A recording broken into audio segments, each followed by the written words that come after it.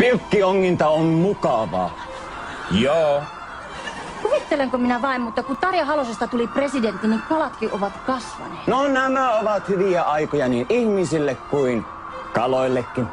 Mitähän tapahtuisi, jos Sauli Niinistöstä tulisi presidentti? Entä jos Matti Vanhanen valitaan presidentiksi? Siinä näet, pelkkä Matti Vanhasen nimikin saa kalan tekemään itsään. Kalat tutivat hoatnat jotajan. Tarja Halonen on luonnollinen valinta. Luonnollinen valinta. Pysytään kurssissa. Tarja Halosen vaalikomitea maksamaan. In this Nordic country with a population the size of Minnesota, Conan has become something of a cult hero. Campaign officials say the publicity from O'Brien's show helped Hallinan win 46% of the vote yesterday. Siitä paitsi olen aivan hänen näköinen. Kate Snow, ABC News, New York. Falls, then meddling in the affairs of Sweden is next.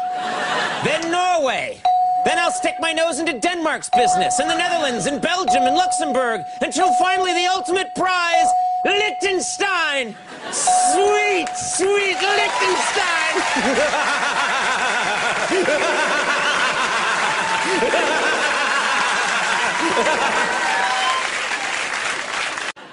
Sauli Niinistö tulee vahvistamaan Suomen talouden.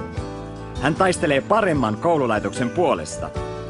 Ja hänelle ympäristönsuojelu on sydämen asia. Mutta valitettavasti Sauli Niinistö välttelee todella tärkeitä asioita.